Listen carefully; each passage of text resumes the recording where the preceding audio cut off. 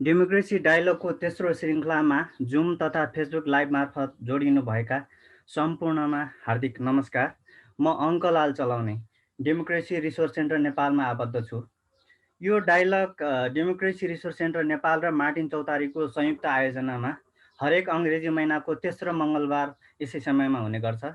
नेपालको राजनीति, संहिता, लोकतन्त्रका विविध पक्षमा बहस तथा छलफल गर्नु यस डायलग श्रृङ्खलाको लक्ष्य रहेको छ। आजको छलफल विषय राष्ट्रिय जनगणना 2078 बहसका विषय रहेको छ। झट्ट सुन्दा जनगणना राजनीतिक विषय जस्तो लाग्दैन, तर यसको राजनीतिक महत्त्व छ।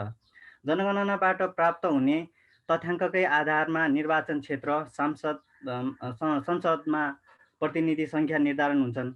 यसैका आधारमा संविधानमा व्यवस्था भएका मौलिक हकहरू जस्तै महिला, दलित, सामाजिक न्याय, आवास, बालबालिका लगायतको हक कार्यान्वयन गर्न, मूल्याङ्कन गर्न र सामाजिक सुरक्षाका कार्यक्रमलाई थप प्रभावकारी बनाउन मार्गनिर्देशन हुन्छ।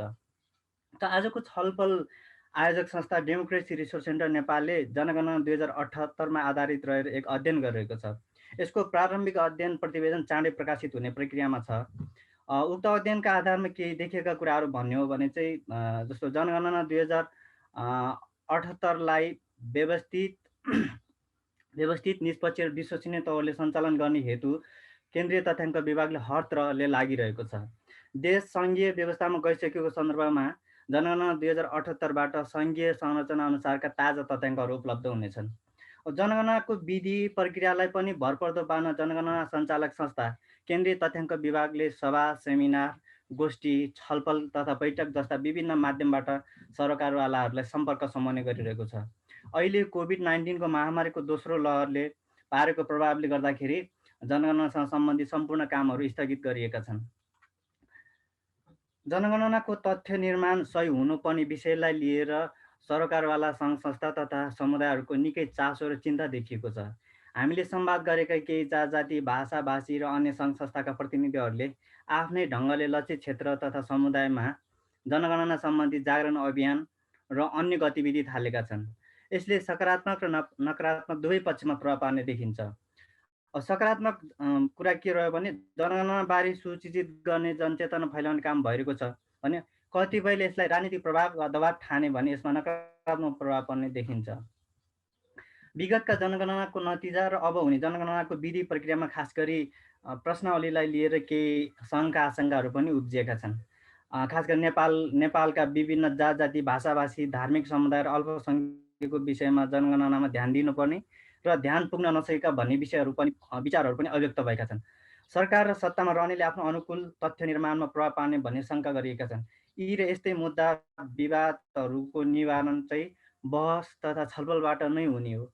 आजको छलफल यसैको एक खुड्किलो मान्न सकिन्छ। आज छलफलका लागि हामीसँग 3 जना वक्ताहरू हुनुहुन्छ।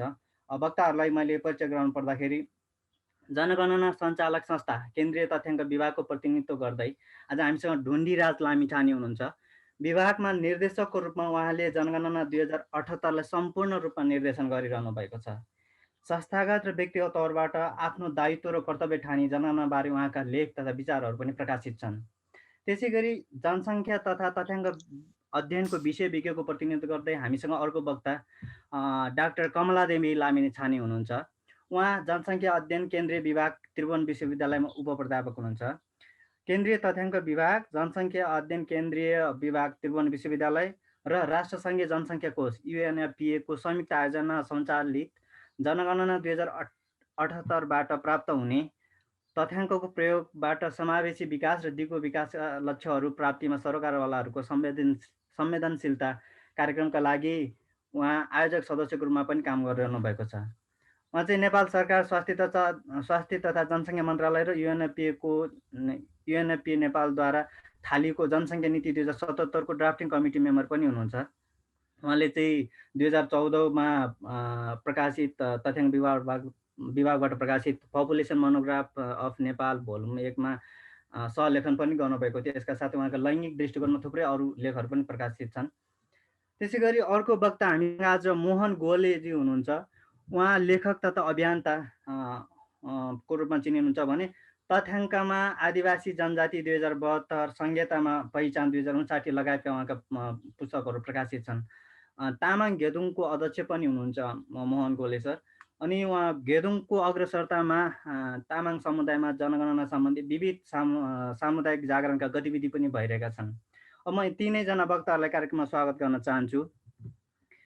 अब यसका साथै म कार्यक्रमको बारेमा छोटो जानकारी दिन चाहन्छु। कार्यक्रम 2 चरणमा हुनेछ। यो चाहिँ पहिला आजका वक्ताहरूले विषयमाथि आफ्नो विचार राख्नुहुनेछ, त्यसपछि चाहिँ छलफल खुला गरिनेछ। छलफलमा प्रश्न तथा टिप्पणीका लागि जुममा जोडिएका सहभागीले जुमको च्याट बक्समा लेखेर वा त्यसमा भएको ह्यान्ड रेज विकल्पलाई प्रयोग गरी आफ्नै आवाजमा आफ्नो कुरा राख्न सक्नुहुनेछ। भने फेसबुक लाइभमा जोडिनु भएकाले कमेन्ट बक्समा आफ्नो कुरा राख्न सक्नेछन्। अब कुनै ढिला नगरिकन वक्ताहरूलाई म फ्लोर दिन चाहन्छु। सुरुमा चाहिँ हाम्रो ढुण्डिराज लामिछाने सरले चाहिँ आफ्नो प्रस्तुतिलाई राख्नुहुनेछ। उहाँलाई चाहिँ समय 15 मिनटको अवधि छ। ढुण्डिराज सर, त्यसपछि चाहिँ हामी कमला म्याम, त्यसपछि मोहन कोले सरसँग जानेछौँ। अहिलेलाई ढुण्डिराज सर। मार्टिन चौतारी र डेमोक्रेसी फोरमले आज संयुक्त रूपमा आयोजना गरेको यस कार्यक्रमको लागि म धन्यवाद दिन चाहन्छु संस्थालाई सिबिएसको तर्फबाट। वास्तवमा हामी अलि प्रसव पीडा भएको बेलामा छौँ दुईटा कुराले। एउटा कुरा त कोभिडको कन्टेक्स्टमा हामी सबै कोही न कोही यसमा प्रभावित भएको अवस्था छ भने राष्ट्रिय जनगणना 2078 को केही कार्यहरू हाललाई स्थगित भएको अवस्था छ। यसै सन्दर्भमा यो निकै सान्दर्भिक मलाई लागेको छ यो कार्यक्रम र यसको बारेमा अलिकति जानकारी हुन पनि आवश्यक छ। र अब मैले 15 मिनटको समयमा छोटकरीमा मेरा कुराहरू राख्नेछु र यहाँहरूले त्यसपछि सहभागीहरूले केही जिज्ञासाहरू भयो त्यसपछि फेरि हामी छलफल गर्ने छौँ। जनगणना हामीले 10 वर्षमा गर्छौँ। यो 1968 देखिको हामीले गर्दै आएका छौँ। विगतमा गरेका अभ्यासहरू, विगतलाई हेर्ने र अन्तर्राष्ट्रिय अभ्यासहरूलाई हेरेर नै हामीले 2078 सालको 12औं श्रृङ्खला गर्दैछौँ। र यसमा केही परिवर्तनहरू निकै संस्थागत रूपमा अर्थात् प्राविधिक हिसाबले, प्रशासनिक हिसाबले केही कुराहरू, नयाँ कुराहरू हामीले परिवर्तन गरेर फरक ढङ्गले गर्ने र यसलाई अलिक व्यवस्थित सङ्घीय गणतन्त्र, सङ्घीय संरचनामा यसले चाहिँ आधार स्तम्भ, आधार तथ्याङ्क र समृद्धिको महत्त्वपूर्ण आधार हुन्छ भन्ने हामीले सोचेको थियौँ। त्यो अनुरूप कायम भइरहेको भए तापनि केही हामीलाई समस्या आएको छ पक्कै। अब हरेक व्यक्तिको हामी गणना गर्ने हो। त्यो व्यक्तिको मात्र गणना नभएर व्यक्तिमा रहेको विशेषताहरू, परिवारमा रहेका विशेषताहरू र घर परिवारसँग जोडेका, घरमा जोडिएका विशेषताहरू समेत गरिने यो तथ्याङ्क सङ्कलन, प्रशोधन, विश्लेषण, प्रकाशन सबै चरणहरू चाहिँ एउटा जनगणनाको समग्र रूपमा हामीले बुझ्नुपर्ने हुन्छ। र त्यसले गर्दा यो निकै महत्त्वपूर्ण भनेपछि हरेक व्यक्तिलाई नै यसले छुने नै भयो। यसको महत्त्व उद्देश्यको हिसाबले हेर्ने भने राज्यलाई नीति निर्माण गर्न अर्थात् जुनसुकै क्षेत्रलाई भनौँ न, राज्यलाई मात्रै नभएर निजी क्षेत्रलाई पनि भयो, गैर सरकारी संस्थालाई पनि भयो, व्यक्तिलाई स्वयं अर्थात् प्राज्ञिक क्षेत्र, पत्रकार समूह, जसलाई भनौँ हामी सबैलाई यसले छुन्छ र सबैलाई महत्त्व छ। नीति योजना कार्यक्रम सञ्चालन गर्नदेखि लिएर हरेक कुराहरूमा यसको महत्त्व रहनेछ। त्यही उद्देश्य परिपूर्ति गर्नको लागि हामीले यो गर्दैछौँ। महत्त्वपूर्ण रहने भयो। अब संविधान अघि भन्नुभयो, संविधानका कुराहरू, मौलिक हक अधिकारका कुराहरू, मानव अधिकारका कुराहरू, सामाजिक सुरक्षाका कुराहरू, समानुपातिक सिद्धान्तका कुराहरू, यी सबै कुरा विकास निर्माणसँग जोडिएको विषय पनि हो। संविधानको निर्देशक सिद्धान्तमा गएर हेर्ने भने जनसङ्ख्या चाहिँलाई विकास निर्माणसँग जोड्नुपर्छ भन्ने कुराहरू हामी पाउँछौँ भने मौलिक हक र अधिकारको कार्यान्वयन गर्नको लागि, त्यसको मूल्याङ्कन गर्नको लागि राष्ट्रिय जनगणनाको तथ्याङ्क एकदमै अपरिहार्य छ भन्ने कुरा संविधानले हरेक 10 वर्षमा जनगणनाबाट गरिनेछ भन्ने कुराहरू राखेको छ।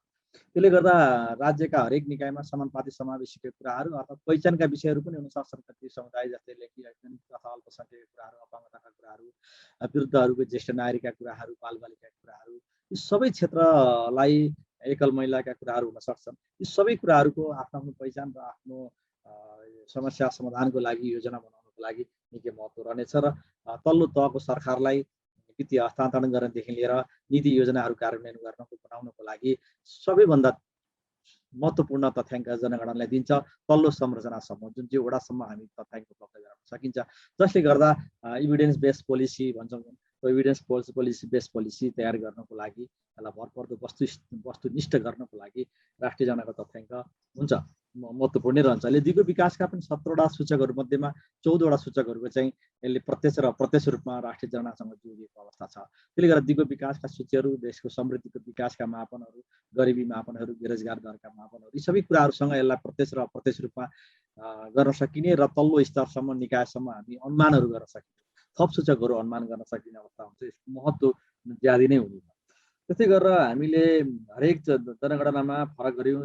50 लाखबाट आएको जनसङ्ख्या 1968 मा हामीले अनुमान गरेको जनसङ्ख्या, त्यतिखेरको गणना भएको जनसङ्ख्या अहिले आउँदा 3 करोडको हाराहारी पुगेको छ आजको दिनसम्म भन्ने हाम्रो अनुमान छ। करिब 70 लाखमा हामी जनगणना गर्ने अवस्थामा थियो। अझै हामी जनगणनाको एकदम डेटको हिसाबले गरेर 20-22 दिन मात्रै बाँकी छ वास्तवमा जनगणना सम्पन्न गर्न लागि। तथापि हामीले त्यो गर्न सक्ने अवस्था रहेन। सुपरिटेन्डेन्टले गर्नुपर्ने घर तथा घर परिवार सूचीकरण कार्यहरू स्थगित भएको अवस्था छ। त्यो कारणले त्यसमा केही समस्या नै भयो भनौँ न त्यसलाई। असाढ 8 गते हामी जनगणना दिवस मनाउने तरखरमा थियौँ नि हामी। अब संस्थागत संरचनाको बारेमा थोरै छोटकरीमा म अलिकति राखेँ। संस्थागत हिसाबले विगतभन्दा सँगै संरचनामा परिवर्तन हुने नै भयो। तल्लो तहसम्म स्थानीय जनगणना कार्यालय 349वटा, 753 मध्ये 349वटा हामीले स्थापना गरिसकेका थियौँ भने जिल्लाहरूमा 87वटा प्रदेश र जिल्ला गरेर 87वटा कार्यालयहरू स्थापना भएका थिए। ती कार्यालयहरू अहिले स्थानीय जनगणना कार्यालयहरू हाललाई स्थापना गरिएको छ भने जिल्लाले अहिले आफ्नो कार्यहरू क्रियाकलापहरू नगरेको भए तापनि यथास्थितिमा हामीले राखेको अवस्था छ भने तल्लो अब सब महत्त्वपूर्ण हामी संयन्त्रको कुरा गर्छौँ र समावेशीका कुरा गर्छौँ। समन्वय संयन्त्रले कसरी सञ्चालन गर्छ, गुणस्तरीय तथ्याङ्क कसरी प्राप्त गर्न सकिन्छ, यसलाई कसरी व्यवस्थित गरिएको छ भन्ने हिसाबले हेर्ने हो भने हरेक गणकलाई 4 जना गणकको हिसाबले 1 जना सुपरभिजक रहने व्यवस्था, एकदमै नजिकको सुपरभिजन गर्ने, सबभन्दा नजिकको घनिष्ठ रूपमा सम्बन्ध रहेर गणकको सुपरभिजन गर्ने अवस्था रहन्छ भने त्यसपछिका संयन्त्रहरू जिल्लाले हेर्ने, स्थानीय जनगणना कार्यालयहरूले हेर्ने, त्यस्तै गरेर जिल्ला समन्वय अब एउटा सहजीकरण समिति भनेर हाम्रो अर्को महत्त्वपूर्ण कमिटी तल्लो स्तरमा छ। त्यो कमिटीले जनगणना कार्यालयलाई सहजीकरण गरिदिने, तालिमको अनुगमन गरिदिने, गणक र सुपरभिजकलाई घरमा सहयोग गरिदिने, जान र छपछिमेकहरूमा प्रचार प्रसार गरिदिने, यी विभिन्न कार्यको लागि एउटा कार्यदेश सहितको चाहिँ एउटा सहजीकरण समितिहरू, यो समावेशी किसिमको समिति पनि छ। यो वास्तवमा यो चाहिँ वडा स्तरको वडा अध्यक्ष रहने गरी त्यहाँ रहेका वडा सदस्यहरू महिला दलित समेत रहने गरी र त्यहाँ आमन्त्रण गर्न सक्ने व्यवस्था सहितको वडा सहजीकरण समिति थियो। त्यो समितिले पनि त्यो काम गरिसकेको अवस्था नै थियो। त्यस्तै गरेर स्थानीय तहमा जाने हो भने स्थानीय जनगणना समन्वय समिति रहेको थियो, त्यसले पनि काम गरेको थियो भने अर्को नितान्त पोलिटिकल समिति छ जिल्ला स्तरमा। त्यो जिल्ला स्तरमा जिल्ला समन्वय समितिका प्रमुख रहने गरी को अध्यक्ष रहने गरी नगरपालिकाका मेयर, उपमेयर र गाउँपालिकाका अध्यक्ष र उपाध्यक्ष समेतको सहभागितामा यो साह्रै महत्त्वपूर्ण जिल्ला स्तरीय सहजीकरण गर्नको लागि त्यो समिति व्यवस्थित गरिएको थियो। यो समितिहरू र केन्द्रमासम्म आइपुग्दा पनि केन्द्रको कोअर्डिनेसन त फरक ढङ्गले छ र त्यही किसिमको व्यवस्थापन गरिएको थियो भने यो तथ्याङ्कलाई गुणस्तरीय बनाउन र सहज रूपमा कुनै पनि त्रुटिहरू नआओस् भन्नको लागि, कुनै पनि व्यक्ति नछुटोस् भन्ने, घटना दोहोरो नहोस् भन्नको लागि, कम्प्लिट रूपमा जनगणना भयो कि भएन भनेर त्यसलाई वाचडगको रूपमा काम गर्नको लागि यी समन्वय समितिहरूको संयन्त्रले पक्कै पनि राम्रो गर्छ र विगतमा हामीलाई केही त्रुटिहरू भएका छन् पनि त्यसका त्रुटिहरूलाई सच्याउने काम चाहिँ त्यसबाट हुन्छ भन्ने हाम्रो चाहिँ यो महत्त्वपूर्ण अनुमान रहेको थियो। अब हामीले 3 किसिमका प्रश्नावली हामीले प्रयोग गर्ने, यहाँहरू सबैलाई थाहा नै छ। 3टा महत्त्वपूर्ण प्रश्नावलीमा सूचीकरण भनेर हामीले घर तथा घर परिवार सूचीकरण, यो 25वटा प्रश्न थियो। यसमा यो प्रश्नमा घरका विवरणहरू, घरका प्रयोग सम्बन्धी विवरण र घरको सङ्ख्या, नेपालभरिका जम्मा कति घर छन् त र त्यो कुन प्रयोजनको लागि घरहरू भएका छन् र नेपालको बहुत जस्तै शैक्षिक भवनहरू कति छन्, सरकारी भवनहरू कति छन्, व्यापार व्यवसायका भवनहरू कति छन्, गैर सरकारी संस्थाका भवनहरू कति छन्, संस्थागत घरहरू कति छन्, आवासीय घरहरू कति छन् र खाली घरहरू कति छन्, यस्ता सबै प्रश्नहरू त्यसमा राखिएको थियो भने त्यसमा चाहिँ जनसङ्ख्याको हिसाबले महिला, पुरुष र अन्य लिङ्गी भनेर यौनिक तथा लैङ्गिक अल्पसङ्ख्यकको पनि जनगणना हुने गरी त्यहाँ व्यवस्थापन गरिएको थियो र कृषि सम्बन्धी विवरण, पशुपक्षी सम्बन्धी विवरण, त्यस्तै गरेर सरकारी अनुदानबाट बनेका घरहरूका कुराहरू र सिप र तालिमका कुराहरू, परिवारमा लिएका सिप र तालिमका व्यवसायिक सिप तालिमका कुराहरू र ब्याङ्कमा पहुँचका विवरणहरू त्यसमा हामीले सङ्कलन गर्ने हाम्रो योजना। त्यस्तै गरेर मुख्य प्रश्नावलीमा यो साह्रै महत्त्वपूर्ण प्रश्न, यो 55 करिब 55वटा प्रश्नहरू थिए यसमा। यसमा चाहिँ हामीले मुख्य रूपमा विभिन्न व्यक्तिसँग सम्बन्धित विवरणहरू र पारिवारिक सम्बन्धित विवरणहरू, घरको संरचनाका कुराहरू, घरमा घरका खानेपानीको स्रोतहरू, इन्धनका स्रोतहरू, बिजुलीका स्रोतहरू, घरमा रहेका सेवा सुविधा, इन्टरनेट, मोबाइल फोन लगायतका सवारी साधनहरू, अन्य सुविधाहरू समेत यसमा सङ्कलन गरिएको थियो भने व्यक्तिमा रहेका विवरणहरू जस्तै उमेर, जन्म दर्ताका कुराहरू, शिक्षा, स्वास्थ्य, बेरोजगारी, रोजगारीका कुराहरू, अपाङ्गताका विषयहरू, बालबालिका सम्बन्धी विवरणहरू, व्यवस्था सम्बन्धी विवरणहरू, यी सबै कुराहरू र प्रजननका कुराहरू, मृत्यु सम्बन्धी कुराहरू, यी सबै कुराहरू यसमा राखिएका थिए। भने अर्को महत्त्वपूर्ण सामुदायिक प्रणाली भनेर एउटा नितान्त नौलो अभ्यास गरिएको थियो। यसमा चाहिँ समुदाय राज्यले दिने सेवा सुविधामा नागरिकले कुन अवस्थामा पाएका छ, सामाजिक र आर्थिक पूर्वाधारका कुराहरू र विपदका कुराहरू समेत यसमा जोडिएका थिए भने भौतिक संरचनाका कुराहरू वडामा कस्तो छ र तिनीहरूको आम्दानीको स्रोत के छ, तिनीहरूको वडामा उत्पादन हुने कृषि तथा गैर कृषि वस्तुहरू के छन्, ती वडाहरूले के उत्पादनहरू आफ्नो वडामा भएका उत्पादनहरू निकासी गर्छन् भन्ने कुराहरू यसलाई जोड दिएको थियो भने जात जाति र भाषा समितिलाई मुख्य प्रश्नहरूको विवरणलाई भोलि परीक्षणको लागि अर्थात् त्यसलाई जाँच गर्नको लागि, सामञ्जस्यता चेक गर्नको लागि त्यो कुराहरूलाई पनि हामीले समावेश गरेको थियो यसमा। त्यसले गर्दा यो 3 किसिमको प्रश्नवालीलाई एक ट्रायङ्गुलेसन गर्ने हो भने यसले के महत्त्वपूर्ण सूचनाहरू अध्ययन गर्नको लागि यो के महत्त्वपूर्ण औजार चाहिँ 3टा प्रश्नको हिसाबले भन्ने हामीले सोचेका छौँ र त्यो हामी गर्ने पक्षमा पनि अहिले स्थगित भन्नेको अर्थमा त्यसलाई पूर्ण रूपमा स्थगित भएको अर्थमा हामी बुझ्नु हुँदैन यसलाई। अब मुख्य रूपमा हामीले तथ्याङ्क प्रशोधन गर्ने, तथ्याङ्क प्रतिवेदन तयार गर्ने सिलसिलामा केही हामीले परिवर्तनहरू पक्कै गरेका छौँ। तथ्याङ्क प्रतिवेदन 3 किसिमले एउटा सुधार गर्न खोजिएको छ। 3 किसिमले यसलाई सुधार गर्ने छ। एउटा विषयगत प्रतिवेदन तयार गर्ने सिलसिलामा हामीले यसलाई वडा स्तरसम्मको सबभन्दा स्थानीय प्रशासन निकायको सबभन्दा तल्लो तहमा चाहिँ हामी वडा स्तरसम्म हामी तथ्याङ्क सङ्कलन गर्छौँ। त्यसले गर्दा वडा स्तरसम्म चाहिँ हाम्रा तथ्याङ्क प्रतिवेदनहरू एउटा स्वचालित रूपमा एउटा प्लेटफर्मको रूपमा यसलाई विकास गर्ने सोचमा छौँ हामी। वडाहरूले आफ्ना प्रतिवेदनहरू, हाम्रो डेटाहरू, हाम्रा प्रकाशनहरू सहजै रूपमा प्राप्त गर्नको लागि त्यस किसिमको एउटा नयाँ सोच बनाएका छौँ। तल्लो तहसम्म हामी सबैले हेर्न सक्ने, त्यसलाई कपी गर्न सक्ने, त्यसलाई ओपन डेटाको हिसाबले त्यसलाई अलिक सहज रूपमा सुविधायुक्त तरिकाले हामीले त्यसलाई वितरण गर्ने एउटा सोचमा छौँ भने स्थानीय तहसम्मको तथ्याङ्क प्रतिवेदनहरू प्राप्त हुने नै छ। विषयगत प्रतिवेदन भनेर अर्को निकाल्दछौँ हामीले। विगतमा हामीले राइटरको भ्यूको हिसाबले मोनोग्राफ भनेर निकाल्छौँ र हरेक व्यक्तिको आफ्नो लेखको हिसाबले निकाल्थ्यौँ भने यसपटकको हामीले विषयगत प्रतिवेदनहरू भनेर फरक फरक ढङ्गले प्रतिवेदनहरू निकाल्छौँ। अब लैङ्गिक हिसाबले फरकै होला, जात जाति भाषाको अलग्गै होला, अलग्गै। त्यसै गरेर रोजगार बेरोजगार कुराहरूलाई जोडेर एउटा अलग्गै, मातृ मृत्यु दरका कुराहरू अलग्गै, जन्मसँग सम्बन्धित कुराहरू, प्रजनन सम्बन्धित कुराहरू अलग्गै विषयको रूपमा प्रतिवेदन निकाल्ने, जसमा चाहिँ पोलिसी रिकमेन्डेसन पनि यसमा राख्ने, जसले गर्दा राज्यलाई पनि हरेक विषयगतमा के पोलिसी हामीले केन्द्र तथ्याङ्क विभागले के रिकमेन्डेसन गरे त्यहाँ वास्तवमा ध्यान दिनुपर्ने कुराहरू कहाँ रहेछ भन्ने कुरो त्यो प्रतिवेदन प्राप्त होस् र यो संस्थागत पनि, यो व्यक्तिको भ्यू नभएर संस्थागतको भ्यूको हिसाबले यो विषयगत प्रतिवेदन त हामीले प्रकाशन गर्ने हाम्रो लक्ष्य हो यो। त्यस्तै गरेर अर्को माइक्रो डेटा हामीले यसपटक माइक्रो डेटालाई पनि हामीले दिन सक्ने स्याम्पल बेसिसको डेटालाई हामीले एउटा प्लेटफर्म तयार गर्ने र त्यो माइक्रो डेटालाई चाहिँ घर घरबाट आफ्नो चाहिने तथ्याङ्कहरू प्रशोधन गर्न सक्ने किसिमको एउटा प्लेटफर्मको विकास गर्ने हाम्रो योजना हो। त्यो योजना अनुसार हामी अगाडि बढिरहेको अवस्था छ। त्यसले गर्दा अबको दिनहरूमा केन्द्र तथ्याङ्क विभागमा तथ्याङ्क डेटा लिनको लागि धाउनु पर्ने अवस्थाको चाहिँ रहँदैन।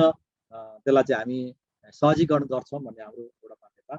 अब प्रचार प्रसारको हिसाबले हामीले census.cbs.gov.np भनेर वेबसाइट पनि सार्वजनिक गरेका छौँ। त्यो सार्वजनिक वेबसाइट गरेकोमा यहाँहरूले हेर्न सक्नुहुनेछ। निकै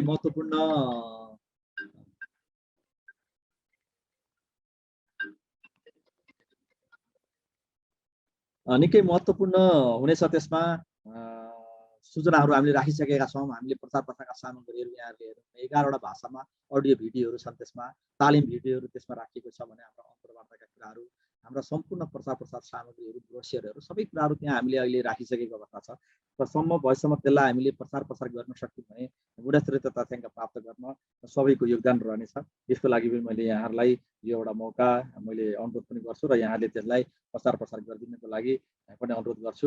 अहिले त्यो हिसाबले त्यो अब महत्त्वपूर्ण अर्को पक्ष यहाँहरूलाई जिज्ञासा लागिरह होला, स्थगन भएको छ जनगणना, त्यो के हुन्छ त अब भन्ने कुराहरू सबैलाई लागेको छ पक्कै पनि। हामी पनि त्यही कठिन परिस्थितिमा छौँ। हामीले हाम्रा संस्थागत संरचनाहरू स्थापना गऱ्यौँ, हाम्रा कर्मचारीहरू सबै व्यवस्थापन गऱ्यौँ, हाम्रा सामानहरू सबै जिल्ला स्थानीय तहसम्म हामीले पुर्याइसक्यौँ। हामीले तालिमहरू सुपरिसकको तालिम सम्पन्न गर्ने चरणमा थियौँ। त्यति हुँदाहुँदै कोभिडको एकदमै प्रभाव चाहिँ सङ्क्रमण एकदमै अत्याधिक फैलिएको कारणले तत्काल हामीले रोक्नुपर्ने अवस्था आयो। त्यसलाई हामीले केन्द्रीय तथ्याङ्क विभाग, नेपाल सरकारले त्यसलाई मन्त्री परिषद र हाललाई स्थगित गरेको अवस्था छ र त्यसलाई अझ हामीले कन्टिन्यू अहिलेसम्म जिल्लाको कार्यालयलाई स्थापितै गरेका छौँ। त्यसलाई स्थगन गर्न पूर्ण रूपमा बन्द गरेको अवस्था छैन। सहज वातावरण भएमा हामी तत्काल त्यसलाई सञ्चालन गर्ने अवस्थामा हामी तयारी अवस्थामा छौँ। यो मलाई लाग्छ कोभिडको प्रभाव न्यून हुने बित्तिकै राष्ट्रिय जनगणनाका सबै प्रक्रियाहरू सुचारू हुनेछन् र यसलाई हामी नियमित रूपमा यसको तयारीको सिलसिलामा गर्नुपर्ने कार्यहरू हामीले अहिलेसम्म गरेका मूल्याङ्कनहरू, हामीले कहाँ कमी कमजोरी भयो त्यसलाई हेर्ने कुराहरू र हाम्रा तालिमहरूमा केही व्यवस्थापन गर्नुपर्ने अवस्था हुनसक्छ, केही छुट्याउनु पर्ने अवस्था हुनसक्छ। यो कोभिडको कन्टेक्स्टमा त्यसलाई कसरी व्यवस्थापन गर्ने र कर्मचारीको व्यवस्थापन कसरी गर्ने हामी त्यसको विषयमा थप अध्ययन गरिरहेका छौँ र त्यही किसिमले राष्ट्रिय जनगणनालाई सम्भव भएसम्म नियमित रूपमा सञ्चालन गर्ने पक्षमा छौँ। यो कुराहरू यहाँलाई जानकारी गराएँ।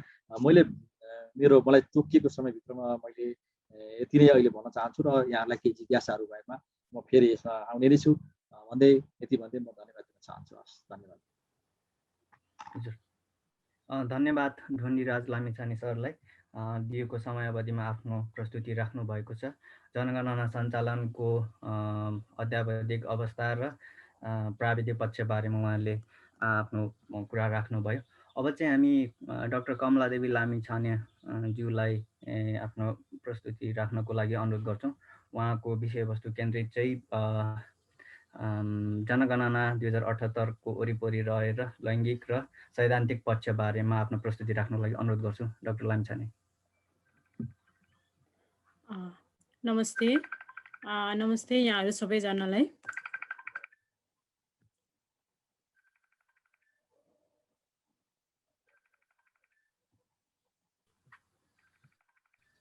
सबैलाई 15 मिनटको समय छ है। हजुर, हस्, यहाँ एउटा सामान्य हजुर, यहाँहरू सबैजनालाई नमस्कार। म कमला लामिछाने जनसङ्ख्या अध्ययन केन्द्रीय विभागमा एज अ लेक्चररको रूपमा अध्यापनरत छु र आज यो डेमोक्रेसी रिसर्च सेन्टर र माटी चौतारीको संयुक्त आयोजनामा हुने मासिक छलफल श्रृङ्खलामा सहभागी हुन पाउँदा आफूलाई खुसी लागेको छ। आज चाहिँ मलाई यो बहस कार्यक्रममा यहाँहरूले जनगणनाको एउटा सामान्य सैद्धान्तिक सेरोफेरो र जनगणनामा लैङ्गिक सवालहरूको विषयमा बोल्नेको लागि अनुमति दिनुभएको छ र म यसै सेरोफेरोमा रहेर आफ्नो प्रस्तुतिहरू दिन चाहन्छु।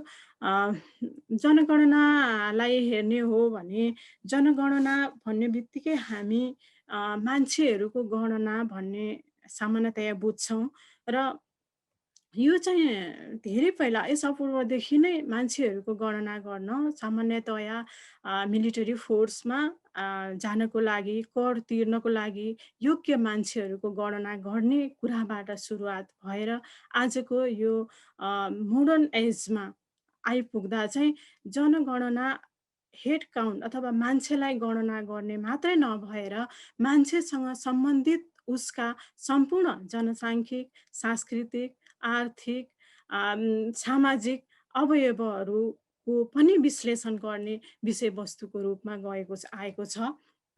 र यसलाई हेर्दा चाहिँ अहिले चाहिँ जनगणनाले चाहिँ एउटा निश्चित सिमानाभित्र अक्सर बसोबास गर्ने सबै मानिसहरू, त्यसमा हामी सबै मानिसहरू भन्ने बित्तिकै त्यसमा महिला, पुरुष, लैङ्गिक तथा यौलिक अल्पसङ्ख्यक, ज्येष्ठ नागरिक, युवा, बालबालिका, अपाङ्गता भएका व्यक्ति, अशक्त वा असहाय, अल्पसङ्ख्यक, सीमान्तकृत, वञ्चितीकरणमा परेका सबै समुदायहरूको चाहिँ विवरण एकै समयमा सङ्कलन गर्ने गर्ने गर्छौँ र त्यो सङ्कलन गर्ने प्रक्रियालाई नै अहिले हामी यो मोडर्न एजमा चाहिँ जनगणना भनेर बुझ्छौँ र यसले चाहिँ त्यहाँभित्र ती जनगणना अन्तर्गत चाहिँ ती व्यक्तिहरूको चाहिँ उमेर, लिङ्ग, धर्म, भाषा, शैक्षिक स्थिति, पेसा, सम्पत्ति, जात जाति, जन्म, मृत्यु, वैवाहिक स्थिति, प्रजनन अवस्था, अपाङ्गताको अवस्था, बसाइ सराई, उद्योग, व्यवसाय, रोजगारीको स्थिति आदिका बारेमा पनि सूचना सङ्कलन गर्छ र ती सङ्कलित सूचनाहरूलाई चाहिँ प्रशोधन एवं प्रकाशन गर्ने काम पनि जनगणनाले गर्छ। त्यसले गर्दा जनगणनालाई हेर्दा हामी यसलाई चाहिँ के विशेषताको रूपमा हेर्छौँ भने यो एउटा व्यक्तिगत गणना हो।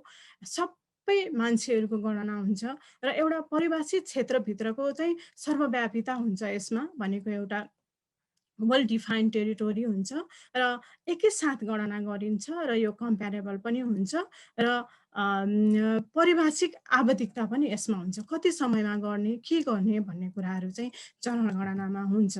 त्यसैले गर्दा यो जनगणना भनेको चाहिँ हाम्रो जस्तो डेभलपिङ कन्ट्रीमा चाहिँ एउटा जनसङ्ख्या अथवा तथ्याङ्कको महत्त्वपूर्ण स्रोतको रूपमा लिइन्छ।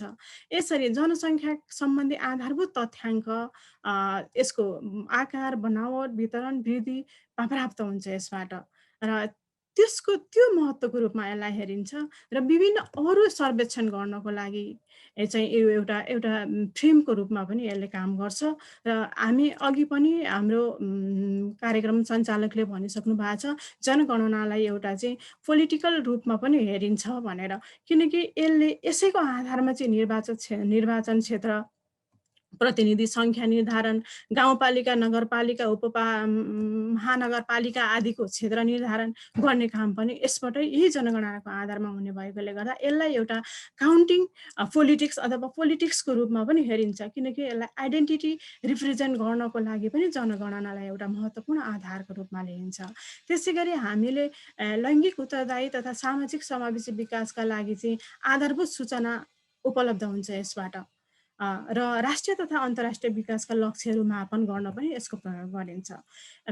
त्यसैले हामी जनगणनाको यति समोच्च महत्त्वलाई हेरेको छौँ। जनगणनाको तथ्याङ्कबाट नै हामीले गर्न खोजेका र देशले प्लानिङ गर्न सक्छ, आफ्नो योजना बनाउन सक्छ, त्यसको मोनिटरिङ गर्न सक्छ र त्यसबाट चाहिँ खोजेको उपलब्धि हासिल गर्न सक्छ, जुन जनताले आफै गर्ने हो र उनीहरूकै विकासको लागि गर्ने हो।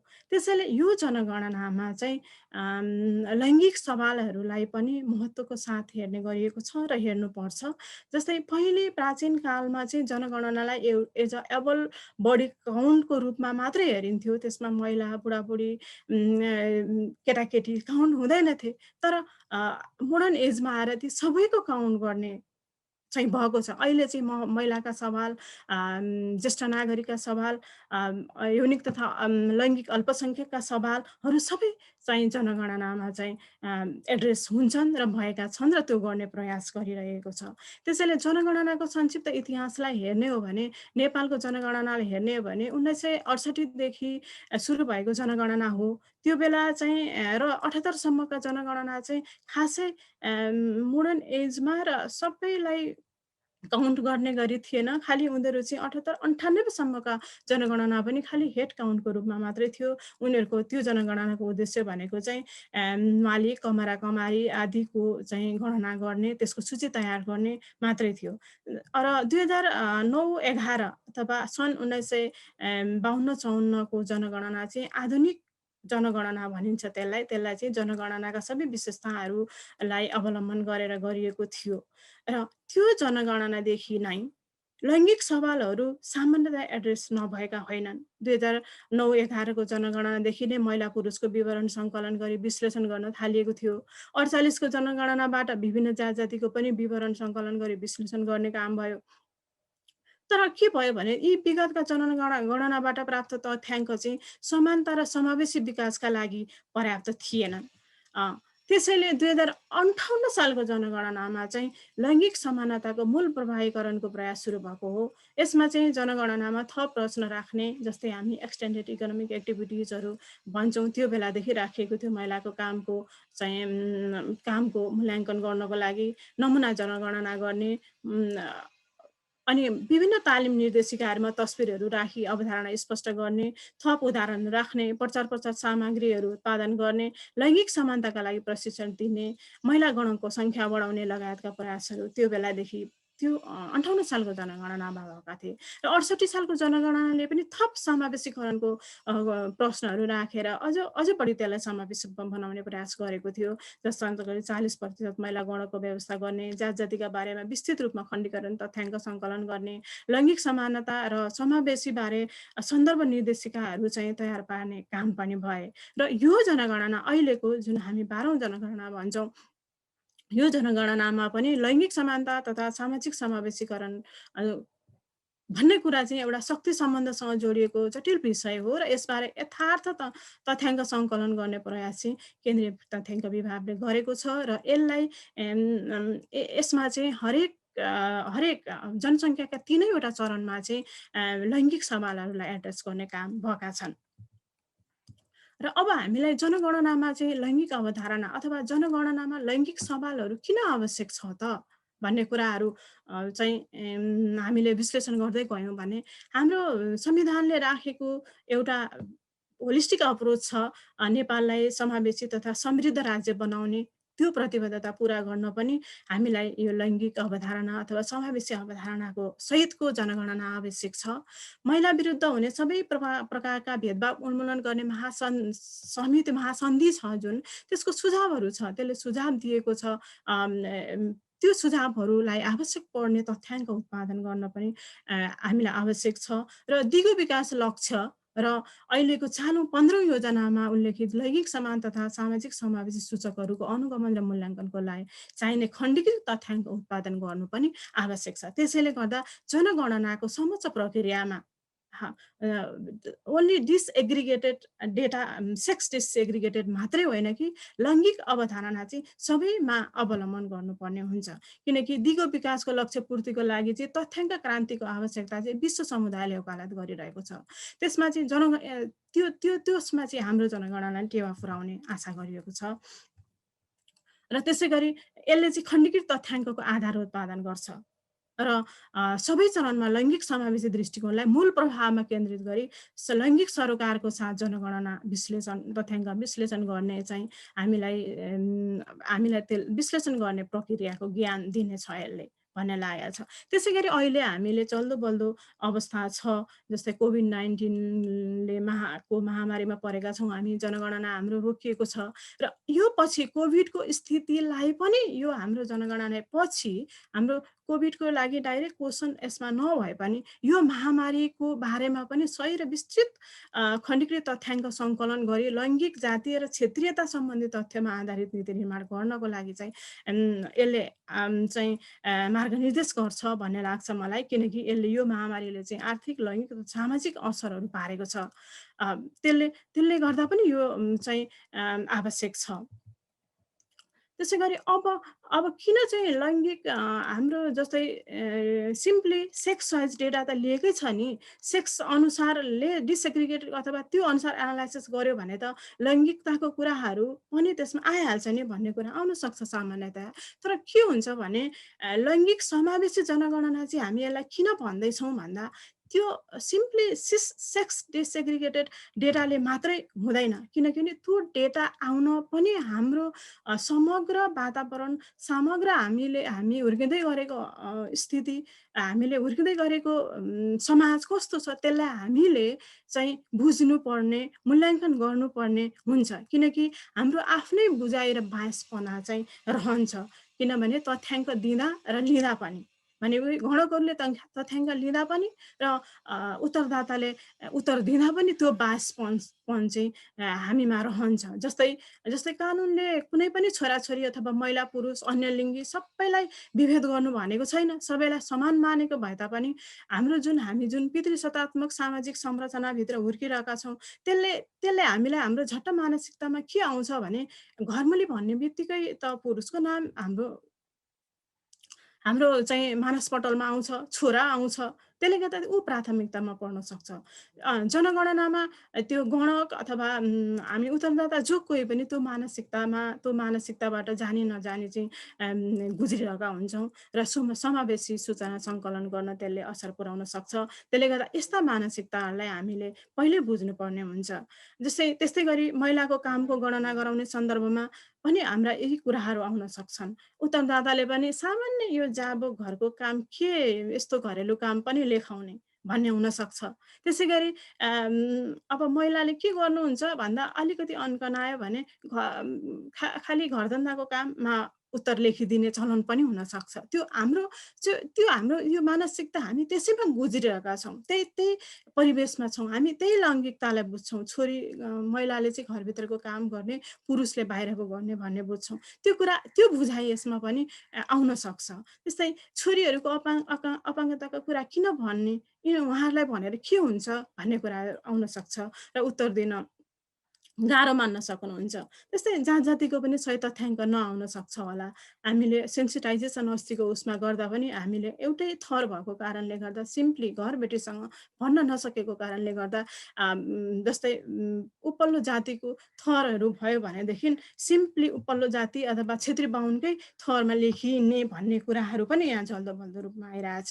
त्यसपछि अर्को एउटा कुरा के बुझ्नुपर्ने हुन्छ भने जस्तै महिला जातिको कुरै हामी धेरै गर्छौँ अथवा महिलाका कुरा गर्छौँ भने महिलाभित्रको पनि अन्तर्पक्षीयता इन्टरसेक्सनालिटीको कुराहरूलाई पनि हामीले पहिल्यै बुझ्नुपर्ने हुन्छ, त्यो कन्टेक्स्टलाई बुझ्नुपर्ने हुन्छ।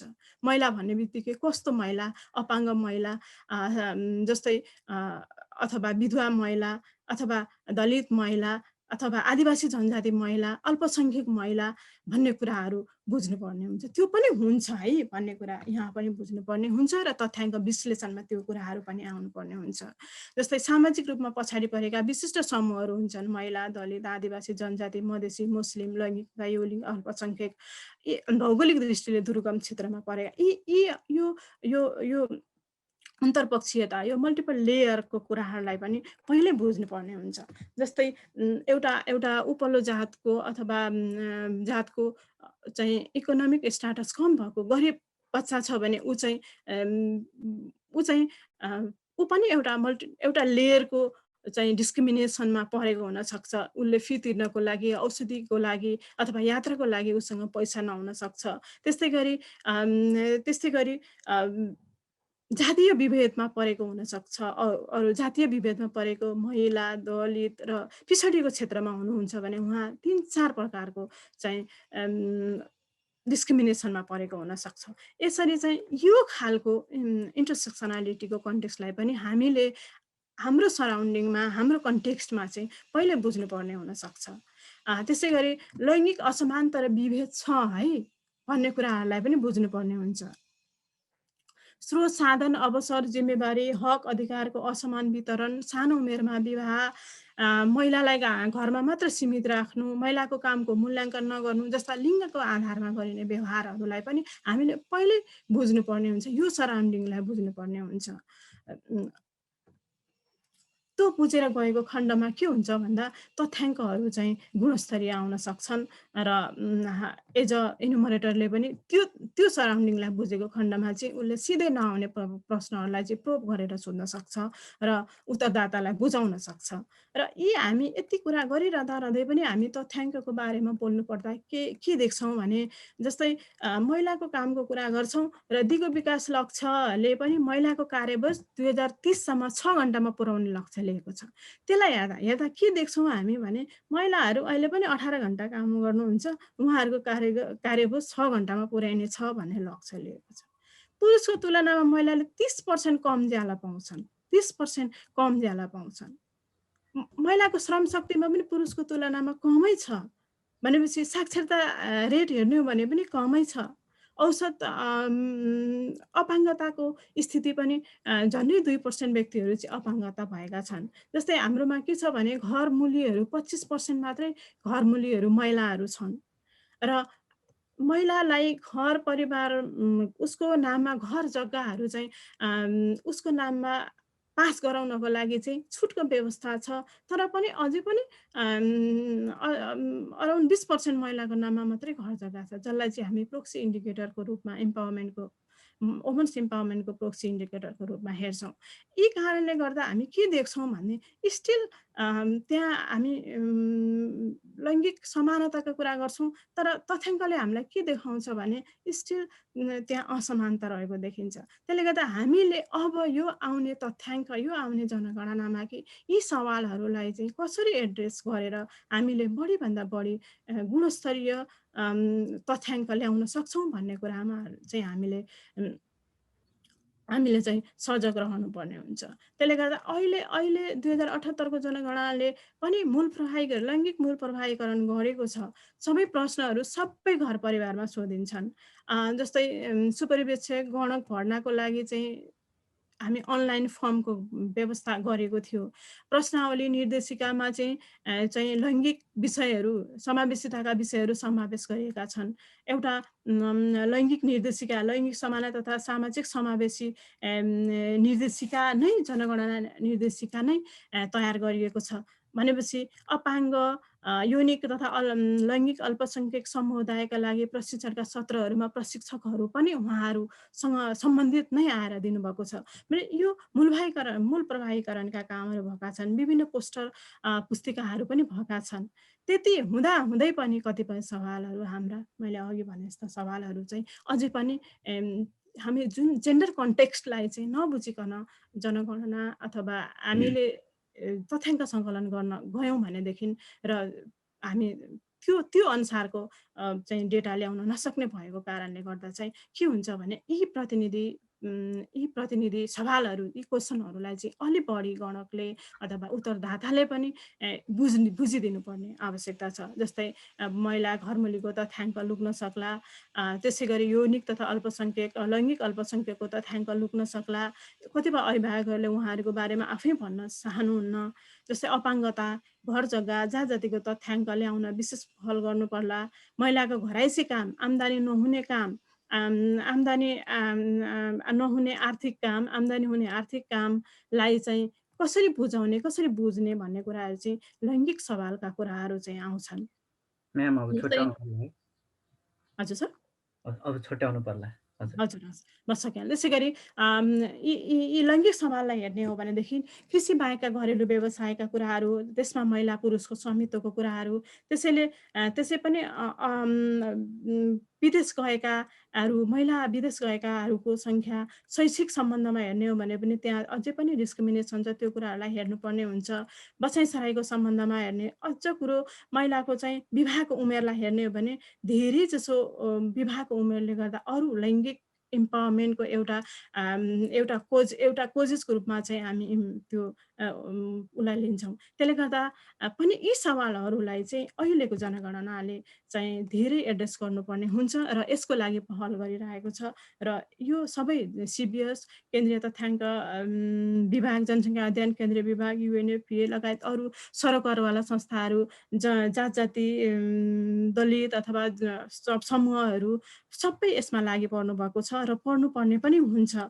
र यो गरेको खण्डमा मात्रै लैङ्गिक सवालहरूलाई एड्रेस हुन सक्छ र लैङ्गिकताका कुराहरू जनगणनाले ल्याउन सक्छ र त्यो अनुसारको चाहिँ डिसेग्रिगेटेड डेटा चाहिँ पाएको खण्डमा मात्र देशले चाहिँ त्यो डेटा फर डेभलपमेन्ट भन्छौँ त्योतिर जानलाई चाहिँ अग्रसर हुन्छ र गरिब, महिला, पछाडि परेका समुदायले आफ्नो निकाय अधिकारको भरपूर गर्न सक्ने गरी अवसर र संरचनाहरू परिमार्जन गर्न सक्छौँ भन्ने मलाई लाग्छ। र त्यही अनुसारै हामी अहिले चाहिँ विकासका अवसरमा महिला, गरिब, पछाडि परेका समुदायको पहुँच बढाउन र संस्थागत अवरोध हटाउने काम गर्न र उनीहरूको आवाज र प्रभाव बढाउने काम गर्न पनि यो चाहिँ जनगणनाले चाहिँ काम गर्छ र सधैँ पुरुष र सम्पन्नताको पक्षमा रहँदै आएको खेलको नियम परिवर्तन गर्न पनि यो गणनाले सहयोग गर्छ भन्ने मलाई लाग्छ। हस्, मेरो कुरा सुनिदिनु भएकोमा यहाँलाई धेरै धेरै धन्यवाद। अलि जनगणनामा समावेशिता, विभिन्न जाति, धार्मिक, भाषिक तथा अल्पसङ्ख्यक समुदायको गणनामा देखिने पाटा र अलिकति भरपर्दो तथ्याङ्कमा ध्यान दिनुपर्ने कुराहरूको विषयमा वरिपरि रहेर मोहन सरले आफ्नो प्रस्तुति राख्नुहुनेछ भन्ने आशा गर्दै मोहन सरलाई फ्लोर दिन चाहन्छु। मोहन सर। धन्यवाद। आयोजक संस्थालाई हार्दिक धन्यवाद दिन चाहन्छु। सहभागी सबै साथीहरूलाई फ्याफुल्ला नमस्ते। म छोटो आफ्नो प्रस्तुति राख्न चाहन्छु। विशेष गरी डाक्टर कमला देवी लामिछानेज्यूले जनगणनाको ऐतिहासिकताको विषय समेटेर आफ्नो प्रस्तुति राखिदिनु भयो। त्यसै गरी तथ्याङ्क कार्यालयका निर्देशक ढुण्डीराज लामिछानेज्यूले अहिले जनगणना कार्यालयले गरिरहेको कामहरूको बारेमा आफ्नो जानकारी दिनुभयो।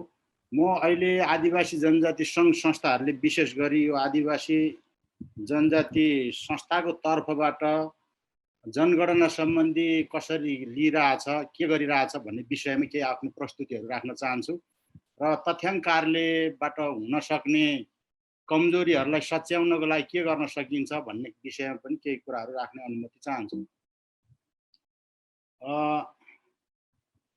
खास गरी जनगणनामा गरिने 3वटा काम जस्तो लाग्छ। एउटा तथ्याङ्क सङ्कलन गर्ने काम, दोस्रोमा सङ्कलित तथ्याङ्कको प्रशोधन गर्ने, विश्लेषण गर्ने र अन्तिममा यसलाई फाइनली प्रकाशन गर्ने। यो 3वटा काम गरिसकेपछि जनगणनाको काम चाहिँ सकिन्छ भन्ने लाग्छ। अब जनगणना बारे आदिवासी जनजाति समुदायलाई विगतमा त्यति धेरै यसका महत्त्वको बारेमा जानकारी नहुँदाखेरि त्यति चासोको विषय बन्दैन थियो।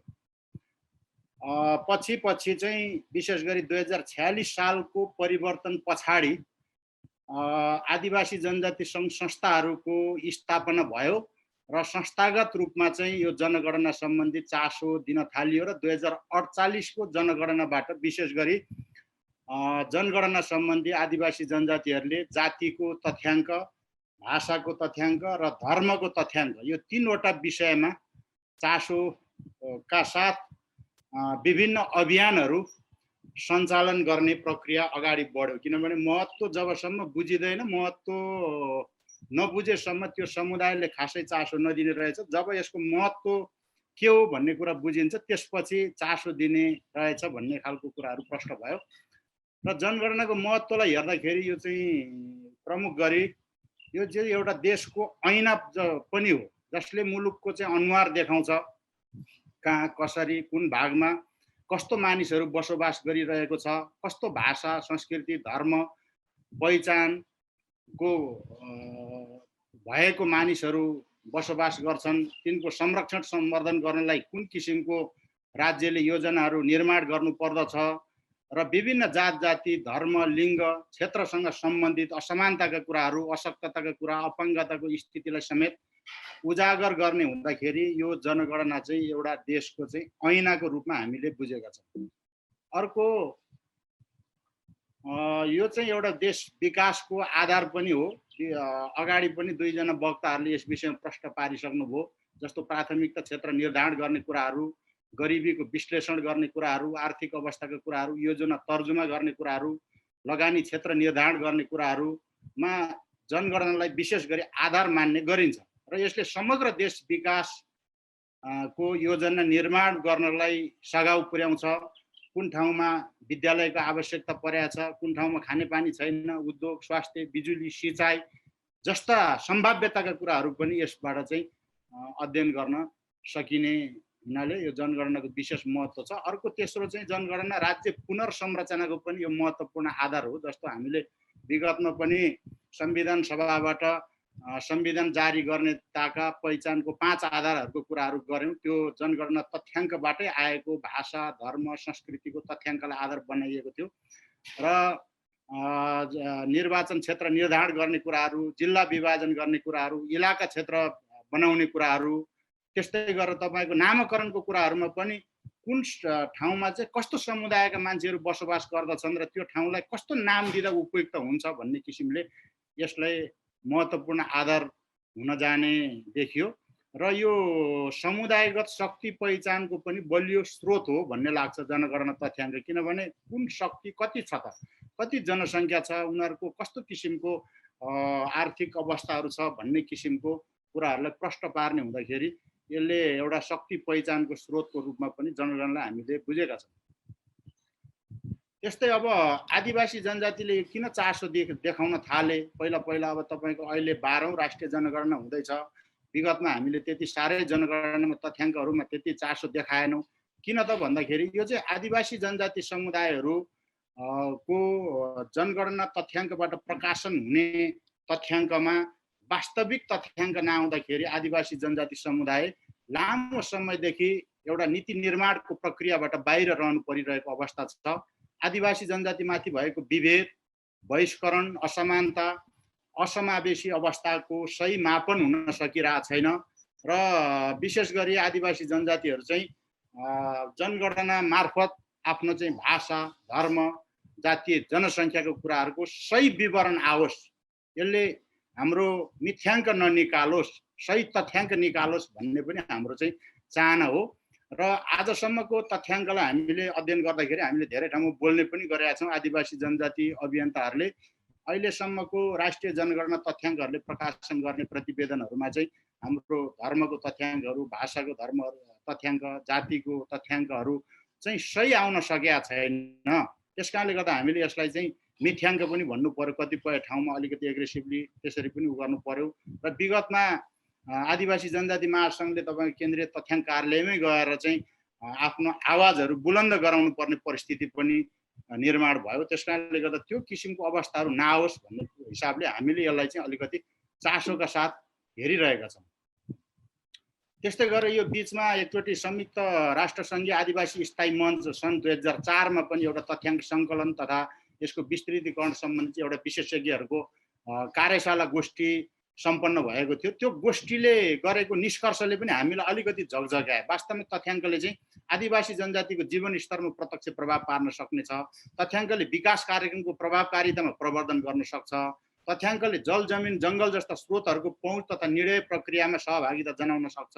तथ्याङ्कले आर्थिक, सामाजिक, सांस्कृतिक अधिकारहरूको सम्मान हुन सक्ने स्थितिको कुराहरूलाई, यो चारवटा निष्कर्षहरूलाई जुन किसिमले अन्तर्राष्ट्रिय रूपमा बाहिर ल्यायो त्यसले पनि हामीलाई चाहिँ अलिकति यो तथ्याङ्क सम्बन्धी विशेष गरी जागरुकताका साथ जानुपर्ने अवस्थाहरू सिर्जना गर्यो। र तथ्याङ्क जनगणना सम्बन्धी चाहिँ विशेष गरी म आफैले पनि एउटा तथ्याङ्कमा आदिवासी जनजाति भन्ने एउटा यो चाहिँ अब म आफैले लेखेको पुस्तक त नहुन्, खालि सङ्कलन जनगणना प्रतिवेदन 2068 को आधारलाई हेर्दाखेरि अब त्यहाँ मोटो भोल्युमको त्यो भित्र चाहिँ मान्छेले सबैले खोजेर साध्य नहुने। त्यस कारणले गर्दा यो भित्र चाहिँ जातिको तथ्याङ्क, भाषाको तथ्याङ्क र धर्मको तथ्याङ्क चाहिँ के छ त, कस्तो स्थितिमा छ त भनेर हेर्दाखेरि चाहिँ सानो सानो कुराहरू पनि यहाँ चाहिँ गम्भीर त्रुटिको रूपमा देखियो कि यस्तो त्रुटिहरू चाहिँ नहोस् भन्ने हामीले लागेको। जस्तो कि 2001 को तथ्याङ्कमा तपाईँको 16 वटा आदिवासी जनजातिको तथ्याङ्क नै आएन, जबकि नेपाल सरकारले नै सूचीकृत गरिराखेको छ। 2011 मा पनि 12 वटा आदिवासी जनजातिको तथ्याङ्कै समेटिएन। अब उनीहरूले लेख्दै लेखेनन् भन्ने कुरामा 1-2 वटाले लेखेनन् होला, तर यत्रो 12 वटा 16 वटा आदिवासी जनजाति जो चाहिँ सरकारले सूचीकरण गरेको छ, जनजाति महासङ्घमा आबद्ध छ, तिनले लेखेनन् भन्नु चाहिँ यो चाहिँ बडो चाहिँ त्रुटि, गम्भीर गल्ती हुन जान्छ। त्यस कारणले गर्दाखेरि चाहिँ यो लेखिएको छ तर प्रशोधनको प्रक्रियामा चाहिँ यो चाहिँ कसरी छुट्न गयो, यो बडो अचम्मको कुरा छ। राउटेको कुल जनसङ्ख्या जोड्दाखेरि तपाईँको 618 हुन्छ। उनीहरूको बसोबास कहाँ छ भन्दाखेरि दार्चुला, डडेलधुरा, कञ्चनपुर र सल्यान जिल्लामा देखिन्छ, 4 वटा जिल्लामा। त्यो सबै ठाउँ जोड्दा 385 मात्रै हुन्छ। बाँकी 233 जना कहाँबाट त्यो चाहिँ पछि लास्टमा जोड्ने बेलामा त्यो आयो थाहा छैन। यस्तो खालको त्रुटिहरू छ। भाषाको विषयमा हेर्ने भने तपाईँ खोटाङ जिल्लामा कोच भाषा बोल्नेको वक्ता सङ्ख्या 1931 छ है, त्यहाँ चाहिँ कोच समुदायको बसोबासै छैन। अब गोर्खा जिल्लामा 6675 जना बरामो जनसङ्ख्या, अहिले आदिवासी जनजाति महासङ्घको अध्यक्ष पनि हुनुहुन्छ बराम, तर भाषा बोल्ने वक्ता सङ्ख्या एउटै छैन। त्यहाँ हामी आफैले पनि त्यस्तो चाहिँ भाषा के नलेखिएको हो त, त्यहाँ बोल्ने मान्छे छैन नि त भनेर अध्ययन गर्दाखेरि हामीले लेख्या हो तर आएन भन्ने खालको कुराहरू छ। नुवाकोट र मकवानपुरमा लेप्चा छैन, डोल्पामा बोटे छैन तर वक्ता सङ्ख्या भेटिन्छ। यो सानो सानो कुराहरू चाहिँ गल्तीले गर्दाखेरि चाहिँ हामीलाई यसले ठुल्ठुलो कमी कमजोरी पनि गरेको छ कि छैन भन्नेमा चाहिँ शङ्का सिर्जना गरेको छ तथ्याङ्ककारलेबाट निस्किने यो प्रतिवेदनहरूबाट। त्यस्तै यो त्रुटि चाहिँ कहाँ हुँदो रहेछ भन्दाखेरि चाहिँ हामीले देखेको चाहिँ जस्तो गण्डकहरू घर घरमा नपुगेर, अब अहिले त अलिक टाइट होला, ढुण्डिराज सरहरू राम्रोसँग लागिराख्नु भएको छ, घर घरमा नपुगेर चाहिँ एउटा चोकमा बसेर चाहिँ तथ्याङ्क सङ्कलन गरिदिने, अब गण्डकलाई पनि राजनीतिक दलको भागभण्डाको आधारमा नियुक्त गरिदिने, यस्ता यस्ता कमी कमजोरीहरू दोहोरिराखेका छन् कि अहिले पनि। जस्तो स्थानीय संयन्त्रहरू बन्छ जिल्लामा, वडा तहमा, जिल्ला तहमा बन्छ, त्यो संयन्त्रहरूमा पनि हाम्रो चाहिँ कुरा के हो भन्दाखेरि कम्तीमा त्यो चाहिँ समावेशी हिसाबको बनोस् भन्ने खालको कुराहरू हुन्छ, तर दलको आधारमा भागभण्डा गरेर प्रतिनिधित्व गरिदिने, जसले चाहिँ समुदायगत सही तथ्याङ्क निकाल्नलाई चाहिँ पहल गरिदिँदैन। अनि कतिपय ठाउँमा चाहिँ के गरिदिन्छ भन्दाखेरि तपाईँको गण्डकहरूले चाहिँ हिन्दू र खस प्रभावित प्रश्नहरू सोधेर गलत तथ्याङ्क सङ्कलन गर्न सक्ने, अब एउटा सूचना राम्रोसँग दिन नसक्ने सूचनादाता छ, उसकोमा गएर गण्डकले तपाईँको धर्म हिन्दू होइन भनेर सोधिदियो भनेदेखि हो भनिदिन्छ। अब तपाईँ खस नेपाली भाषा बोल्नुहुन्छ होइन, हो भनिदिन्छ। अब त्यसलाई चाहिँ कुन हिसाबले तपाईँको हिन्दू धर्म हो भन्दाखेरि उसले चाहिँ मान्ने संस्कारहरू, उसका चाहिँ पुरेतहरू, त्यसको आधारमा चाहिँ उसले के मान्छ त भन्ने किसिमलाई आधार मानेर चाहिँ लिन सक्ने किसिमको त्यो चाहिँ खालको देखिँदैन। र भरेको विवरणहरूलाई पनि सूचनादाताबाट अब उनीहरूलाई हतार हुन्छ, अन्तिममा रुजु नगराइकन कतिपय विवरण चाहिँ तपाईँको सूचनादाताले भरेको विवरण पनि हेर्न नसक्दाखेरि त्यस्ता कमी कमजोरी हुँदा पनि सही तथ्याङ्क आउनलाई यसले चाहिँ समस्या पारेको छ भन्ने लाग्दछ। त्यस्तै गरेर तपाईँको प्रशोधन तथा प्रकाशनको प्रक्रियामा, अघि त चाहिँ सङ्कलनको प्रक्रियामा त्यो खालको त्रुटिहरू देखियो, अब प्रशोधन र प्रकाशनको प्रक्रियाहरूमा पनि जस्तो यो राज्य सत्ता, यो अहिलेको अभ्यासमा रहेको चल्तीको सत्ताले के चिन्दछ, कसलाई चिन्दछ भन्दाखेरि हाम्रो चाहिँ कुरा के हो भने जस्तो बाहुनले पौडेल दाल लेखिदियो भने बाहुन जातमा गणना हुन्छ, तर आदिवासी जनजाति र दलितले थर लेखिदियो भने त्यसलाई अन्यमा हालिदिन्छ, त्यसको चाहिँ थरहरू चिन्दैन। तामाङको घिसिङ, गोले, बल, योन्जन भन्ने किसिमको थरहरू हुन्छ, त्यस्तै मगरको थुप्रो हुन्छ, राईको त्यस्तै किसिमको हुन्छ, तर त्यस्ता खालका कुराहरूलाई चाहिँ तपाईँको चाहिँ त्यो चाहिँ नचिन्ने हुनाले त्यसलाई अन्यमा हालिदिने। आदिवासी जनजाति दलितको टाइटल थरहरूलाई तथ्याङ्ककारले नचिन्दिँदाखेरि चाहिँ त्यो चाहिँ अन्यमा पर्ने त्यो किसिमको छ। र तथ्याङ्क सङ्कलनदेखि प्रकाशनसम्मको जुन 3टा कामहरू छ त्यो चाहिँ लामो समय लगाइदिने एउटा समस्या छ कि यो चाहिँ पहिलादेखि हुन त ढुण्डिराज सरसँग मेरो कुराहरू हुँदा पनि उहाँले चाहिँ होइन यो चाहिँ अब अहिले हामीले फास्ट ट्र्याकबाट अलिकति छिटो सहज ढङ्गबाट 6 महिना वर्ष दिन भित्रमा निकाल्ने तरिकाले गइरहेछौँ भन्ने खालको कुराहरू गर्नुभएको छ। तर मलाई लाग्छ अझै पनि समस्या चाहिँ त्यो चाहिँ एकदम चाहिँ देखिन्छ, त्यो चाहिँ लामो समय लगाइदिने, 3-4 वर्ष लगाइदिएपछि त्यसको चाहिँ अब के आउँछ रिजल्ट, कसले के गर्यो त्यो चाहिँ बिर्सिसकेका हुन्छ कतिपय कुरा, त्यसले पनि चाहिँ चासो कम भइसकेको अवस्थाहरू देखिन्छ। र काम गराइमा पनि हेर्ने हो भने तपाईँको तथ्याङ्क कार्यालयले अब हामीलाई पनि कतिपय गोष्ठी सेमिनारहरूमा बोलाएर अन्तर्क्रिया गराउनुहुन्छ, हामी पनि जान्छौँ, हामीले सुझावहरू दिन्छौँ। अब जनसङ्ख्याविदहरूसँग, जनजाति अभियन्ताहरू, मानव शास्त्रीहरू, विभिन्न भाषाविदहरूसँग चाहिँ उहाँहरूले अन्तर्क्रिया कार्यक्रम गर्नुहुन्छ, प्रदेशमा पनि गर्नुहुन्छ। तर त्यो चाहिँ हामीलाई के लाग्छ भन्दाखेरि यो चाहिँ कर्मकाण्डी पाराको मात्रै हो कि जस्तो लाग्छ कि अब उहाँहरूले हामीले यो काम गर्दैछौँ है भनेर सुनाउनुहुन्छ, हामीले यो कामको लागि यो गर्नुहोस् है तपाईँहरूले भनेर सुझावहरू दिन्छौँ, त्यो सुझावहरू चाहिँ कार्यान्वयन भएको पाइँदैन।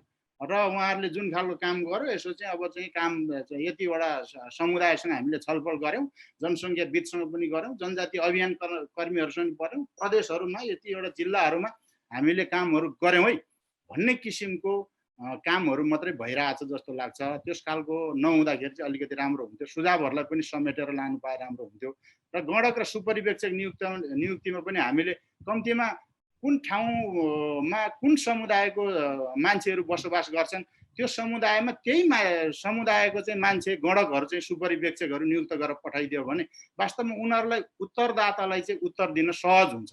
तर अर्को नयाँ नचिनेको मान्छे चाहिँ गएर उसले प्रश्नहरू सोध्यो भने उसले सहज ढङ्गले उत्तर दिँदैन। आदिवासी जनजाति समुदायमा यो ठुलो समस्याको रूपमा देखिएको छ। त्यस कारणले गर्दा त्यस्ता खालका कुराहरूमा पनि प्रतिनिधित्व गरियोस् भनेर भनेको थियौँ, त्यसमा खासै ध्यान दिएको पाइएन। अब विभिन्न संयन्त्रहरू बन्छन्, त्यो संयन्त्रमा पनि सबैको प्रतिनिधित्व होस् त्यो किसिमको संयन्त्र बनोस् भनेका थियौँ। त्यो खालको कुराहरू पनि भएन। कतिपय ठाउँमा चाहिँ हामीले एउटा आरोप पनि खेप्ने गरेका छौँ। जस्तो हामीले तामाङ घेदुङबाट हामीले अभियानहरू चलायौँ, विभिन्न आदिवासी जनजाति सङ्घ संस्थाहरूले, जनजाति महासङ्घले चलायो। त्यसलाई चाहिँ जातिवादी अभियान हो यो चाहिँ, यो भन्ने किसिमले पनि बुझ्ने एक प्रकारको समाजमा त्यो खालको उहरू छ। वास्तवमा हामीले चाहिँ यो जातिवादी अभियान चलाएको नभइकन हामीले त जनगणना तथ्याङ्क चाहिँ वास्तविक तथ्याङ्क आओस्, सही सूचना आओस्, त्यसमा सही किसिमको होस् भनेर त्यसलाई सघाउ पुर्याउनको लागि काम गरेका थियौँ। तर त्यो किसिमको रूपमा नलिएर जातिवादी कार्यक्रम, जातिवादी अभियान भन्ने किसिमले बुझ्ने एक खालको मान्छेहरू पनि छ, त्यसले पनि समस्या आइरहेछ।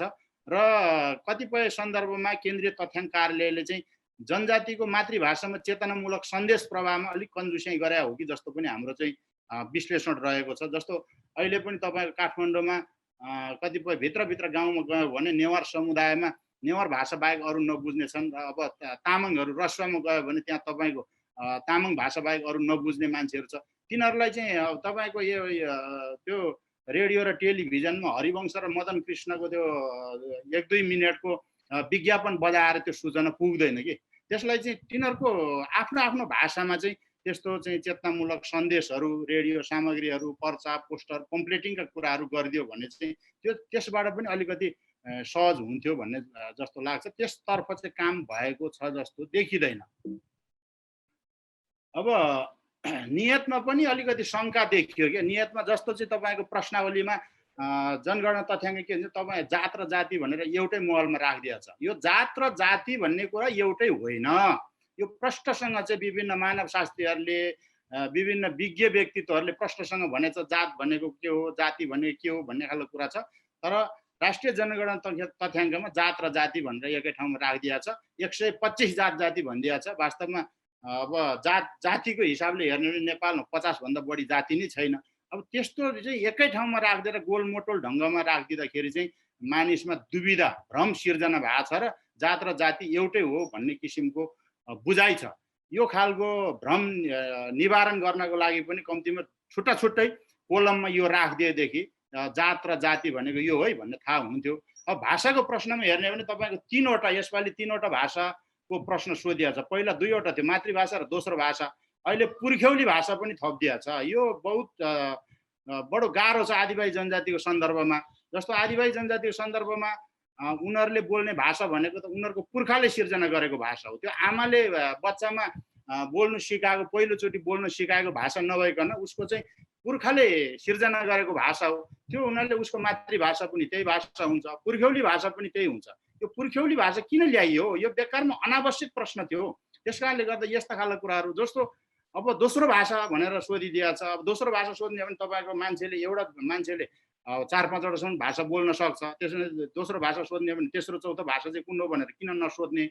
यस्ता खालका कुराहरू जुन छ यसले हामीलाई चाहिँ पर्याप्त रूपमा शङ्का चाहिँ जनगणना तथ्याङ्क कार्यालयले जुन खालको प्रश्नहरूको निर्माण गरेका छ त्यसले हामीलाई पर्याप्त रूपमा शङ्काको स्थिति सिर्जना गरेका छ। यो अनावश्यक प्रश्नहरू नसोधिदिए हुन्थ्यो। जस्तो कि तपाईँको आदिवासी जनजातिको मातृभाषा र लिपिको बारेमा, लिपि के हो त? लिपि लेख्ने समुदाय थुप्रै छन्। अब लिम्बू समुदाय, राई समुदाय, तामाङ समुदाय, मगर समुदाय, यस्ता लिपिहरूको बारेमा बरु प्रश्न सोधिदिएको भएदेखि अझै राम्रो हुन्थ्यो। त्यस कारणले गर्दा राज्यको यो भाषा सम्बन्धी नीति चाहिँ प्रभावकारी नहुँदा, तथ्याङ्क पनि सोही खालको नआउँदाखेरि चाहिँ अहिले एक ढङ्गले आदिवासी जनजातिको भाषा चाहिँ लोप हुने क्रममा छ। तपाईँको अहिले हामी यहाँ देख्न सक्छौँ, यो तस्बिर मैले राखेको छु, यो इलाम जिल्लाको माङसेबुङ गाउँपालिकाको एउटा वडामा चाहिँ त्यहाँ स्थानीय कामकाजी भाषा नै उसको लिपिबाट हुन्छ। अब त्यस्ता खालको कुराहरूलाई सङ्कलन गर्ने ढङ्गको खोइ त प्रश्नहरू किन सोधिएन भन्ने खालको कुराहरू छ। अब तामाङ समुदायले तपाईँको आफ्नो लिपि, तामिक लिपिलाई प्रयोग गरिरहेछ। हामीले विभिन्न विद्यालयहरूमा लागू गरिरहेछौँ। यस विषयका कुराहरूमा त्यति तथ्याङ्कमा सङ्कलन गर्ने खालको कुराहरू त्यो चाहिँ देखिँदैन।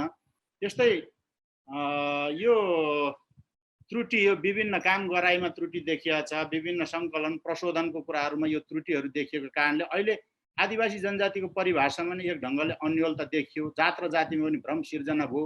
आदिवासी जनजाति अहिले राज्यले कहिले तपाईँको अल्पसङ्ख्यक बनाइदिएको छ, कहिले मधेसीमा सूचीकरण गरेको छ। 65 सालमा तपाईँको चाहिँ 98 तराईका आदिवासी जनजातिहरू लगायतलाई सबलाई मधेसीमा सूचीकरण गरेको थियो। अब कहिले मधेसी हुने, कहिले आदिवासी हुने, अहिले राई समुदायमा अधिकांश तपाईँको अल्पसङ्ख्यक बनाइदिएको छ। यसको नियत के हो? यस खालको कुराहरूले गर्दाखेरि यो तथ्याङ्क कार्यालयबाटै हुने प्रतिवेदनमा चाहिँ अलिकति समेटेर आएदेखि राम्रो हुन्थ्यो भन्ने लाग्छ र राष्ट्रिय तथ्याङ्क कार्यालयबाट हुने प्रतिवेदनमाथि यसका ढङ्गको चाहिँ तपाईँको विश्वसनीयता पनि कम हुँदै गएको र आदिवासी जनजाति समुदाय कतिपय ठाउँमा चाहिँ आफै तथ्याङ्क सङ्कलन गर्छन् जनजाति सङ्घ संस्थाको तर्फबाट। अस्ति भर्खरै तपाईँको थारू आयोगले चाहिँ विभिन्न थरहरूको सूचीकरणका कुराहरू अगाडि बढाए। यो किन गरिरहेछ भन्दाखेरि राष्ट्रिय जनगणना तथ्याङ्कमाथि विश्वास नहुँदाखेरि यस खालको कामहरू गरिरहेछ। तर उनले गरे पनि फेरि त्यसलाई मान्यता पाउँदैन। मान्यता पाउने भनेको त केन्द्रीय तथ्याङ्क कार्यालयको प्रतिवेदनै हो। त्यस कारणले गर्दा यो किसिमको गलत कामहरू, गलत तथ्याङ्कहरू चाहिँ प्रकाशित हुँदाखेरि चाहिँ समग्र समृद्धिको योजनामा 10 वर्ष यसले प्रभावित बनाउन सक्छ। त्यस कारणले गर्दा यो किसिमको नहोस् भन्ने हाम्रो चाहिँ आग्रह हो। अब म सकिहालेँ। अब हाम्रो चासोको प्रश्नहरू चाहिँ के छ भन्दाखेरि अब थुप्रै प्रश्नहरू छ, 80वटा जति प्रश्न छ। तर हामीले मुख्य गरी चासोका साथ अभियान चालेर यो कुरामा चाहिँ एक्चुअल हामीले तथ्याङ्क जानकारी दिउँ है भन्ने हिसाबले चाहिँ 5वटा प्रश्न छ। तपाईँको जात जाति के हो, पुर्खाको भाषा, मातृभाषा, दोस्रो भाषा, धर्मको सन्दर्भमा हामीले चाहिँ विशेष गरी चासो दिइराखेका छौँ। हामीले यसलाई महाउत्सवको रूपमा लिइराखेका छौँ। कतिपय सन्दर्भमा कोभिडले गर्दा त्यस्तो ठुलो अभियानहरू त चाल्न सकेका छैनौँ, तर हाम्रो समुदायमा विभिन्न ढङ्गले हामीले यसलाई सूचना पुर्याउने कोसिस गरिरहेछौँ, खबरदारी गरिरहेछौँ, सहभागिता जनाइरहेछौँ र जनसङ्ख्या, भाषा र धर्मको तथ्याङ्कमाथि नेपालको राज्य सत्ताले चाहिँ तपाईँको ठुलो राजनीति गरिरहेछ। यो चाहिँ सही आओस् भन्ने हाम्रो चाहिँ उ थियो। अहिले याएखाले निकालेको एउटा अपिल मैले यहाँ देखाएँ। त्यसै गरी यो किराँत राई याएका, यसरी विभिन्न सङ्घ संस्थाहरूले हामीले अभियानहरू पनि चालिरहेछ। र मैले अन्तिममा विभागलाई, केन्द्रीय तथ्याङ्क विभाग कार्यालयलाई म के गर्छु भने अहिले त मुलुक त तपाईँको सङ्घीयतामा गइसक्यो। यो सङ्घीयतामा गइसकेको सन्दर्भमा पनि अहिले चाहिँ नाम चाहिँ के छ भन्दाखेरि केन्द्रीय तथ्याङ्क विभाग छ र काम गराइ केन्द्रीकृतै छ। यसलाई त सङ्घीय तथ्याङ्क विभाग नाम राखेर नाम अनुसार काम पनि प्रदेश र स्थानीय तह, वडा तहसम्म जिम्मा दिएर ती विवरण सङ्कलन गर्ने, ती नै तपाईँको त्यसको चाहिँ विवरण प्रकाशन गर्ने र एउटा त्यसको विवरणलाई चाहिँ माथि प्रदेश हुँदै माथि सङ्घमा पठाएर एकैचोटि चाहिँ प्रकाशन गरियो भने त्यो चाहिँ भरपर्दो, राम्रो, पारदर्शी, छिटो, कम खर्चिलो, सबै किसिमको हिसाबले पनि 6 महिनासम्म यो प्रकाशन हुन सक्ने किसिमको काम हुन्थ्यो भन्ने लाग्छ। तर त्यो ढङ्गले अगाडि बढ्न सकेन। अब मुलुकमा त सङ्घीयतै के खालको सङ्घीयता बन्यो अब त्यो किसिमको कुराहरू छ। कुनै दिन यो ढङ्गको अगाडि बढ्ला भन्ने पनि लाग्छ। र मैले यति कुराहरू राखेँ।